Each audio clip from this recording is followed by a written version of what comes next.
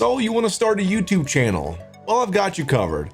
I'm constantly asked in my Twitch streams and in my DMs on how to grow your channel and what things I do to make my videos. So I thought I'd just make a video for you guys. Now I know I don't have 1 million subscribers on my channel or hundreds of thousands of views on my videos, but I do see consistent growth every day. I gain about 10 to 15 subscribers each day, and I average 500 to 1,000 views per video. And I actually have a lot of videos that have gotten multiple thousands of views. So if you're someone who has just started on YouTube, is under 1,000 subscribers, or you haven't even started yet and you want to, this video will help you get on the right foot and avoid all the mistakes I made when I first started my channel. And if there's any questions I didn't answer in this video, hop on by my stream. We talk about this stuff all the time, and we play Genshin Impact. We'd love to have you. Now I cover a lot of things in this video, and honestly, I would have to make more videos on these topics to go more in depth with them.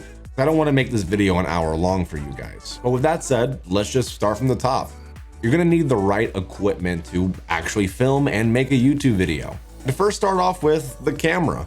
I use the Sony a6100. I just recently upgraded from the 6000. This one does 4K video, but trust me guys, you do not need that. I'd honestly highly recommend, if you can't afford a camera, just use your phone. Most of us have cell phones that have good quality cameras on them. Just to start off, I'd use this guy. It'll help you get started and in the whole filmmaking process, because it's not just filming and then you're done. There's filming, editing, all of that. So you have to find out if you like this. So don't spend too much money on equipment. If you can, just start with your phone. Or if you have a webcam lying around, like a 1080p one, like a Logitech C920, the Elgato or Razer Kiyo, you can even use that. And now next, you're gonna need a microphone. All of my videos have been filmed with the Shure SM7B, which I have actually right here. This guy right here, I love this thing. I use this for my streams, and I did use it for my YouTube videos. I no longer use it though for my YouTube, because I now use a boom mic that I just upgraded to. I am now using the Rode NTG4 Plus. When I first started my YouTube channel, I was using the Blue Yeti microphone, which is a USB microphone that a lot of people know about. That thing retails for around $100, $120, and that microphone will get you far, guys. If I were you, I would just start with that microphone or a Blue Snowball. And then a pro tip, people actually value the audio over the resolution or the picture in a YouTube video. I know it's surprising, I never thought about it, but it's actually true. I'd rather watch a low quality video with amazing audio versus the other way around. Now next, you're gonna need a computer or a laptop that you can edit your videos after you're done filming them. As long as you can run an editing software of your choice on that computer, you're golden. And here's the thing, if worse comes to worse and you can't afford a computer or you don't have one, because I know not everyone has one, again, you can use your phone, guys. There's a lot of video editing apps on your phone. I know for iPhones at least, there's iMovie, there's CapCut, there's a bunch of different ones. If worse comes to worse, just use this guy. Now, after that, once you have your computer, you're gonna need obviously your editing software like I just talked about. And for me, I actually use Final Cut Pro. I used to use Adobe Premiere Pro on my Windows computer. And oh boy, let me tell you, never again. I am never, ever, ever using Adobe again. I had nothing but problems, and I would have constant corruptions, lagginess, just a bunch of problems. So I finally switched to Final Cut, and I am never looking back. Now, Final Cut is only available on MacBooks and Apple computers. So if you have a Windows computer, I would highly suggest DaVinci Resolve. It's actually a hybrid of Adobe and Final Cut when I used it for a little bit. And it's really good. It's a free software as well. Adobe, you have to pay for the premium suite each month, which is about 20 bucks. Final Cut, it's a one-time payment of 300, but you don't have to pay any more per month. But DaVinci Resolve is completely free. It's an amazing piece of software, and it's pretty easy to use. So if I were you, if you're on Windows, DaVinci Resolve, and if on a Mac too, if you want to. All right, you're gonna need two more things. You're gonna need a thumbnail maker of some sort, any photo editing software that you have. I use Canva right now for all my thumbnails. It's really easy to use. There is a free version, but it is limited. I think I pay about $10 a month for Canva. I used to use Photoshop when I was on the Adobe suite, but I was also having problems with Photoshop. Now, I will say this, Photoshop is a lot more powerful than Canva. I can do a lot more things. It's more versatile, I would say. But if you're just making thumbnails for YouTube, Canva has got your back. I don't know. I like using things that make my life easier for real. So Canva does that for me. So I'd suggest you use Canva. There are a bunch of free photo editing softwares online as well. I don't really know about them, but just a quick Google search, you can probably find some. And then last piece of equipment you're gonna need to make YouTube videos is a program called TubeBuddy. So if you don't know, TubeBuddy is a Chrome extension that kind of gives you more insight on YouTube, what people's tags are, and SEO, which is search engine optimization, which I can explain in another video if you guys would want me to. But honestly, I do all of my keyword research. That's how I find all of my video ideas, guys, is through TubeBuddy. Later in this video, I will go over quickly how I do my keyword research. But again, that's another video in the making that needs its own separate video for. There's a free version of TubeBuddy that will get you far, and you can still do keyword research with it. But I pay for the pro version of it, which gives me a weighted score, which is the score that they give you based on your personal profile and your personal YouTube channel. But again, you can get by with the free version until you can actually afford and get the pro version if you want to. So once you have all of your equipment, what's next? Well, it's time to find your idea for your YouTube channel. What kind of content are you going to be making, guys? Now, I want to get this out of the way first. Your first idea, your second idea, maybe even your third, fourth, fifth idea will not be the idea that you stick with.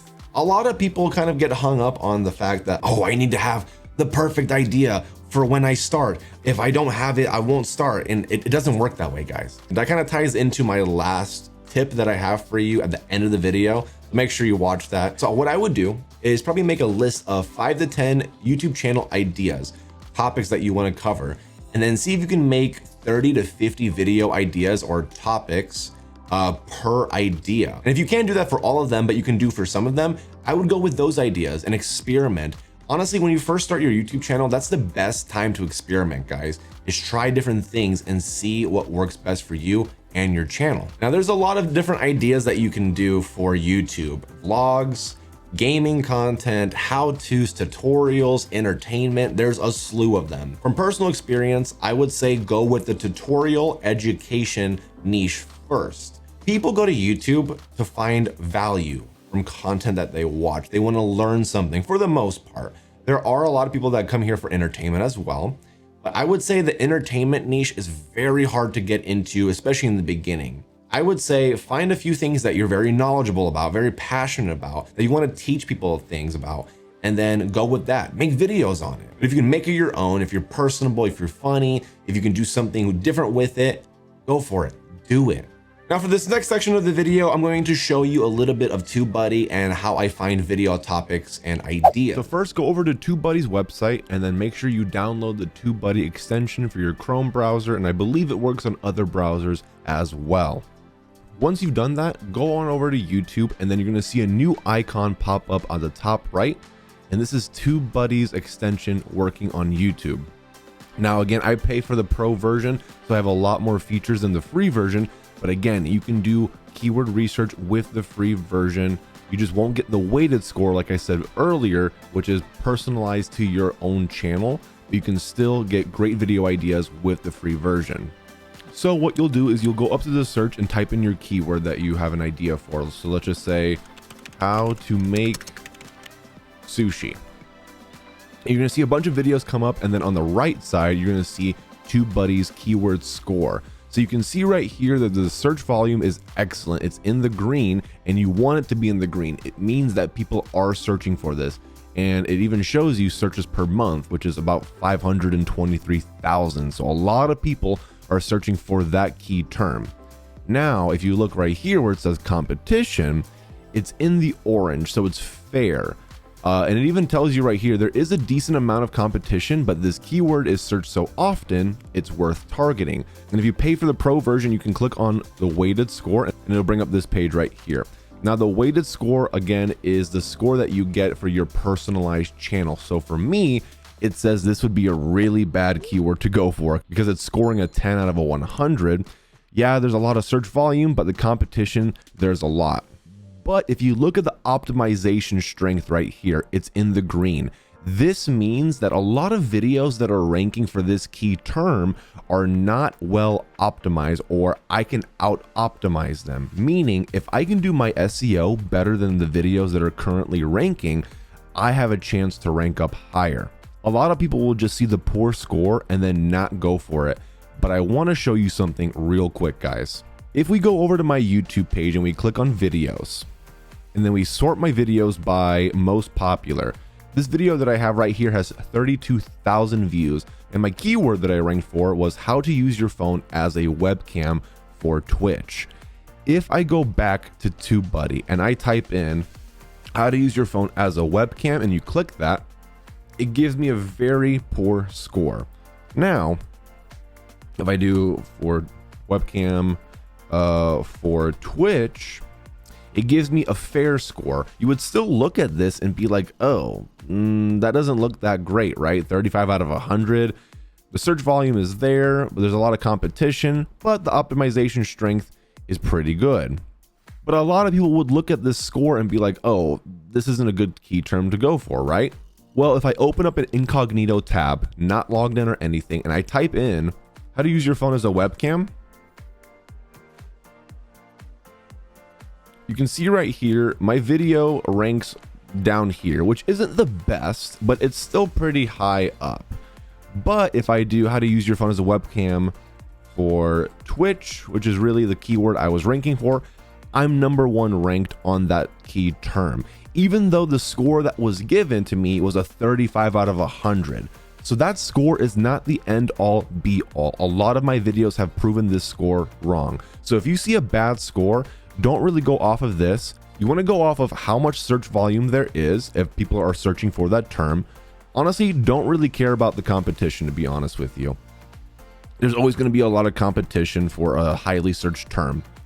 But if your optimization strength is in the green, you're pretty much set. All right, so you found your video idea. Next, we're gonna go over to your computer or whatever. You can even write it down and we're gonna script it, guys. So as you can see here, if I can flip it around for you, I script all of my videos for you guys. The reason you wanna do this is because it's going to make your filming process so much easier. Trust me, I used to make videos without a script and I would just ramble or just talk about weird things and the video wouldn't flow as well. I'm not saying that you have to write every word, every sentence that you're going to say in your video. What I like to do is do like bullet points and ideas, and then I have the basic idea of the topic or the line I'm trying to say and talk about, and then I can kind of spitball it a little bit. But trust me guys, take the time to write out a script or an outline before you start filming, because it's going to save you a ton of headache while filming, and more importantly, when you're editing, because you want to make your editing as fast as possible. Which then after you script your video, it's time to film. So turn on your camera, get your microphone ready, and then film the video. Once you have the video filmed, it's time to throw it into your editor of choice. And roughly for me, it takes about, I don't know, 6 hours if I'm really focused on my edits. And that's my whole A cut, my B-roll, and all of the effects and everything that I add. Don't go overboard with it, but just know your basics, I would say. And there's a ton of YouTube videos out there teaching you how to edit. And that's honestly how I learned. I had no idea how to edit, guys. So what I did was I would open up my program and then I'd go to YouTube and then I would try to figure out what I was trying to do at that moment. So if I was trying to make a cut in my timeline and I didn't know how to do that, I go to YouTube, type in how to make a cut in Adobe Premiere Pro. And then videos would come up and then I would learn. And then I would take it step by step that way. At first, it's gonna slow down your process and you're gonna be very slow at it. But trust me, over time, as you learn and things and information stick in your brain, it's gonna be so much easier and you're gonna be flying through it, guys. The last thing you pretty much have to do before you upload to YouTube is to make a thumbnail. With some basic tips for a thumbnail. Use bright colors because you want your thumbnail to stand out. Honestly, on YouTube, people look at the thumbnail first, then the title, and then they decide if they want to click on your video or not. Guys, trust me, the way you get views is your thumbnail and your title. And it's something that I'm still working on, by the way. I'm not perfect at it. I honestly don't like my thumbnails that I make. I always find some way to criticize them and I'm always constantly changing them. But some things that I know that work: don't do text over 4 letters, have big bold text, have a human face in your thumbnail, because most people will click on that thumbnail versus another thumbnail if they see a person in it. But you don't want to put too much in your thumbnail. You want to keep it as simple as possible, to be honest with you, but eye-grabbing enough so that people will click on it. Oh, and then a pro tip, while you're making your thumbnail, resize it to make it very small so that you can see if your text is readable, if your thumbnail is visible, because a lot of people don't do that. And then they put too much in their thumbnail, and then once it's resized from mobile, it just looks too jumbled up or things are too small. So once you're done with all that, you're pretty much done, guys. You just got to upload it to YouTube and do your SEO. And what SEO stands for is search engine optimization, which YouTube is. It's a search engine. It's like Google. Well, it actually is owned by Google, so that makes sense. But when people search for a key term, that's how your video gets suggested and it comes up for people. Few quick things. You want to have your keyword that you're trying to rank for, that we mentioned earlier, in your title, most likely in the beginning of your title. And then this is the big important one, guys. In your description of your video, when you're filling it out, the first 60 characters have to have your keyword in it. A lot of people are just always like, oh, hope you like the video, and that's their description. No, you have to have the keyword in there so that it matches your title, so that when people search for that keyword, your video has a higher chance of ranking up higher so that people can see more of it and click your video. And there are a few tools in TubeBuddy that can even help you write out your descriptions and SEO. But then last step is just to promote your video after it's uploaded on your socials, Discords, your friends, and just spread the word. Just clicking upload and then just hoping for the best is not the best way to do it, especially when you just start off with your videos. You want to get as many eyes on it as possible, because the way a YouTube video gets pushed out to people is watch time and click-through rate. If you have a high click-through rate, which is your CTR, that is your video being shown to, let's just say 10 people, and then 5 people out of those 10 people clicked on it, that's a 50% click-through rate. I really hope I did the math there right, to be honest with you. That's a 50% click-through rate, but it gets shown to more people the longer someone watches your video. So if people are watching your video for a second and then leaving, your watch time is going to be very short, and then YouTube is going to stop pushing out your video to people. So make sure you make your videos engaging. Don't make them too long, but also don't make them too short. Honestly, for me, 10 to 15 minutes videos are the sweet spot. Now, to finish off this video for you guys, a couple of tips that I have for you that I wish I knew when I started off. Be consistent. Now, I'm not saying you have to make a video every day or twice a week. I would say at least once a week if you really do want to grow on YouTube consistently, at least a video a week. And then always do it on the same day and the same time so that people know when to expect your videos. Another thing is responding to all your comments. If you see a comment pop up on a video, like it or love it or whatever you want to do and respond to it. Give people those responses, because people like that. People like it when their content creators actually talk to them and notice them, especially in the beginning. People are going to value that a lot. To respond to all your comments. I still do this and I still will do this. I love responding to your guys' comments. And then the last tip, guys, the last thing of this video, just start. Just start now. Honestly, just do it. Don't put it off anymore. I put it off for so long. I put it off for so long because I didn't know what idea to go with. And if you look back at my first video, it was like a stream highlight. But the reason why I did that was because it got me in the habit of making a video, the process of it, because it is a process. You start to get other ideas for things, and then that's how you start creating and growing the channel. So just start. Don't wait for that perfect idea to come, because it's not coming. But guys, that's the video. That's how to start a YouTube channel in a nutshell. And I know a lot of topics I talked about in this video, I can go a lot more in depth with. So let me know in the comments down below, for real. Let me know if you want me to make more videos on YouTube help and how to grow your YouTube channel. Let me know. I'll make the videos for you. Guys, be safe, be happy, and I'll see you at the next video.